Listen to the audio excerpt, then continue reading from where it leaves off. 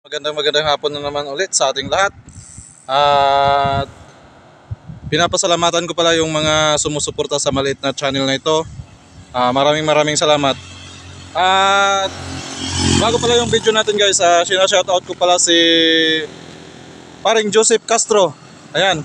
At sana mapagbigyan natin mga guys no yung suporta na kinakailangan ni Joseph Castro. Ayan, shout out din dyan sa US, mga kababayan nating OFW. Ayan, lalo na kay Cesar Estigoy at si Sir Leo Digario Virsusa. Ayan, shout out sa inyong lahat dyan. At sa mga hindi ko na banggit mga guys, shout out sa inyong lahat. Ayan, big shout out sa inyong lahat dyan. At lagi kayong mag-iingat. Ayan mga guys, at i-announce ko pala guys yung yung mga mahihilig na magbisikleta. Ayan, may rides pala na magaganap nitong September 26, 6:30 AM. Yung meeting place sa may harap ng Kalabaw ng Bugalyon, bayan ng Bugalyon, sa may harap ng Kalabaw, dyan sa may plaza. At open ito sa lahat mga guys no. Ayan. At yung mga gustong sumama dito sa Bugalyon, magpalista lang kay ex-kapitan Dadong Bauson. Ayan, doon magpapalista guys no kay ex-kapitan Bauson. At yung ano pala guys no, yung ruta pala na dadaanan is Bugalyon, Lingayen Biwak, tsaka Labrador, Bugalyon. Ayun, yun ang ruta mga guys no na dadaanan. At ito ngayon guys, ito ang video natin ngayon. Ipapakita ko sa inyo yung simbahan ng Salasa. Ayan, sa may barangay Salasa tayo guys no. Nandito tayo sa may barangay Salasa. Papakita ko yung Lady of Lourdes Parish. Ayan. At papasukin natin yung sa loob guys no. Ito pa lang yung Salasa. Ito yung dating ano pala ito guys no, dating bayan ng Bugalyon. Dito yung sentro ng bayan noon ng Bugalyon. Ayan. At ito na guys. Tara, at papasadahan natin.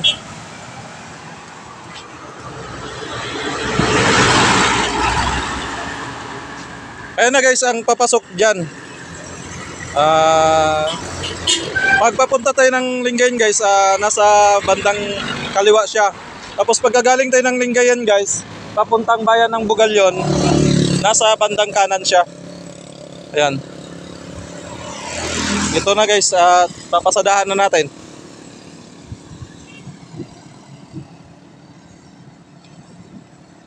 Ito yung Lady of Lourdes Parish. 300 years na siya guys no, founded 1714. Ayan. At may ano siya dyan no, sa taas.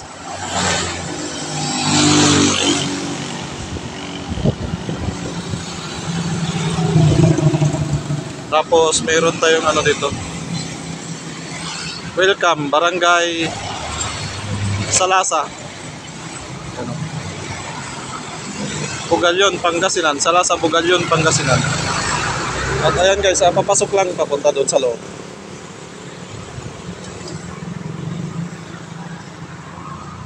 Ayan. At nasa mga 50 meters guys, mararating mo na yung ano, yung simbahan. At ayan, papasukin na natin guys. Okay guys, ayan, galing tayo doon no, sa labasan sa may highway. Pasok tayo dito. Nandito na tayo mismo sa may harap ng simbahan guys ng ano, Our Lady of Lourdes Parish, Salasa. So 1714. Yan, medyo sobrang tagal na guys no. Yan, at may kalumaan na talaga siya.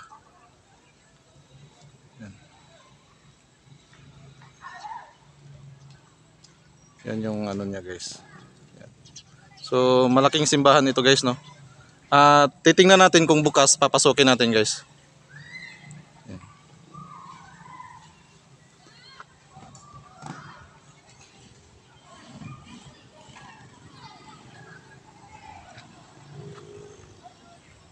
Yan. So yung doon guys, yun yung ano nila, covered court. Yan.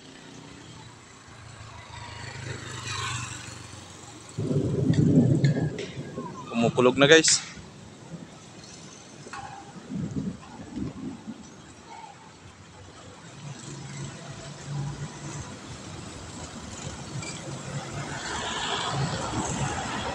Yan. At papasukin natin guys kung bukas. Ay, sarado. Yan, sayang. At ito yung simbahan guys, kaso sarado ano. So nakikita natin guys, iba yung ano niya, no. Iba yung bato niya. Yan, no.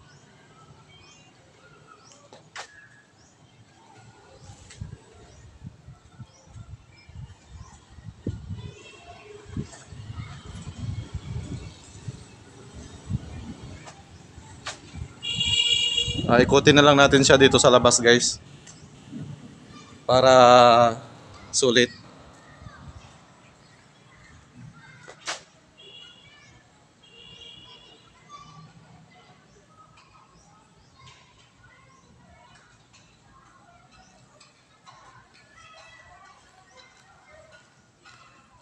Kasi sarado.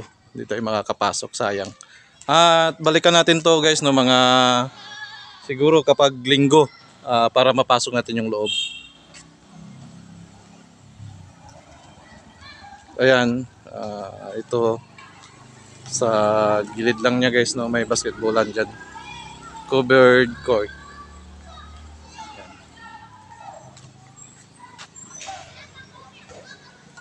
So napapansin natin guys, may mga halaman na tumutubo na, no.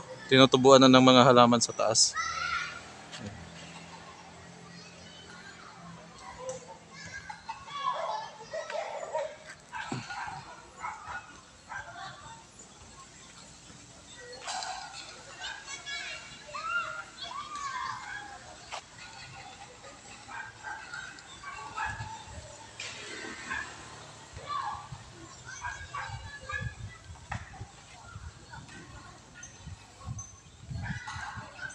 At nakikita natin guys, no, iba yung ano niya, bato.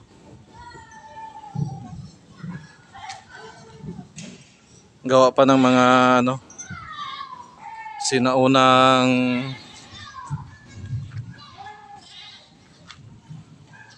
gawa guys, no. Yan, no. Iba yung bato niya guys.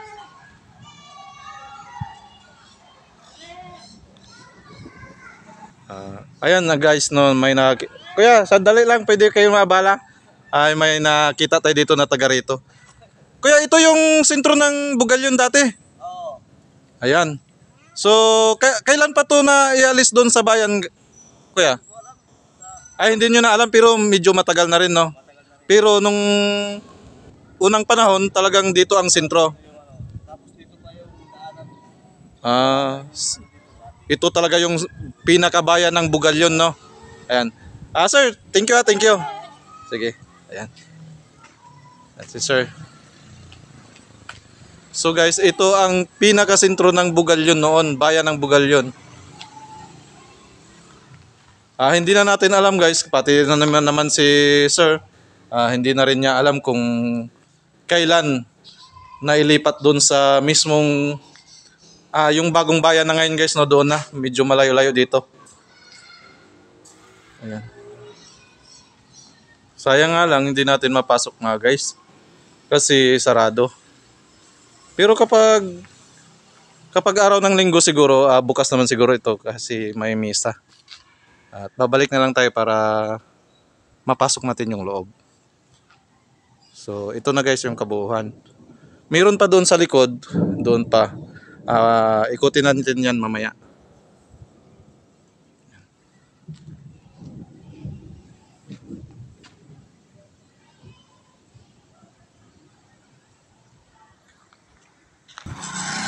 Okay guys, ayan. So dito nakikita natin yung ganda ng harap. Sayang wala tayong drone guys, no. Ang meron lang kasi tayo dito sa Pangasinan guys, no. Yung ano, drone. Meron tayo pero drone. Lilipad lang yun guys kapag gusto niya. Yung may mga paa. Yung drone. Joke. Ayan guys, no. Sana magkaroon tayo ng drone, hindi yung drone guys, no. Yan. At para makita natin buo, no. Pag may drone, makita natin buo guys sa taas. Yan. Sana may mag-sponsor guys, no, ng drone, hindi drone. Ayan. Ayan mga guys, no. Drone ang kailangan natin, hindi drone. Ayan na guys yung kabuuan ng simbahan.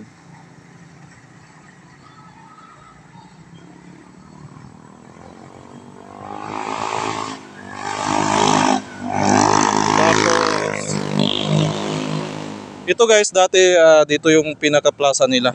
Itong covered court na ito. Ngayon, basketballan na guys, no. Yeah. Welcome Sentro. Yan, welcome sa Lasa Sentro.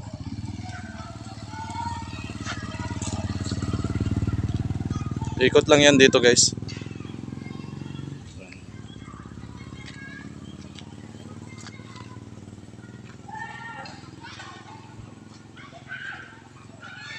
Ito papunta na ng Bantayan yan.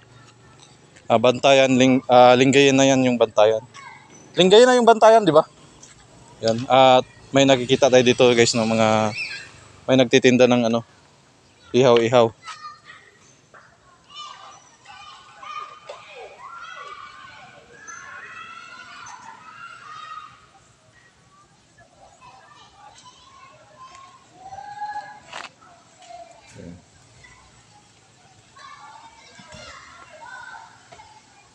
Wala tayong mahanap dito na matanda guys, no, para mapagtanungan natin. Yung nandito yung ano, medyo teenagers lang to.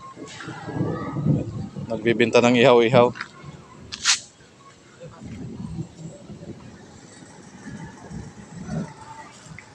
Taga rito kay ma'am? Saan yung bahay nyo dito ma'am? Saan yung Sagor? Ayan doon daw guys, no, Sagor. Hindi natin alam sa Tagalog yan kung ano yung Sagor na yan. West. Ay, West.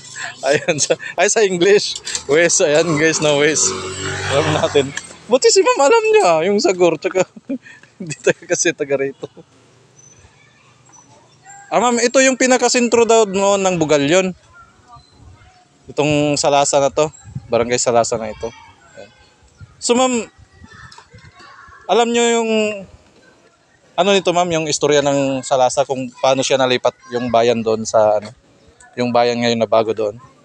Hindi ko na po masyadong kabisado. Pero ang pagkakaalam ko po yung parang may ibang taong dumayo po dito tapos tinawag po siyang bayan ng Bugalyon. Tapos yung, parang nagkaanuhan lang po. Ano? Pero ito daw dati talaga yung sentro ng Bugalyon. Ito daw ang pinakabayan noon, no? So ngayon guys, hindi na natin alam kung paano nalipat yung bayan doon. Pangalan po nila ma'am? Ha? Joy Soberano. Ayan si Ma'am Joy Soberano. Taga Barangay Salasa lang siya guys, no. Ayan. Okay ma'am Joy, salamat ha. At ayan guys, ito yung pinakalikod. So hindi nga lang tayo makapasok dahil sarado. Nakalikod ng simbahan guys, no. Yan, papuntang highway na yan. Ito yung papunta doon sa may simbahan. At ayan guys, abutan na tayo ng ulan. At ito yung elementary school nila guys, no. Salasa Elementary School. Salasa, Bugalyon, Pangasinan.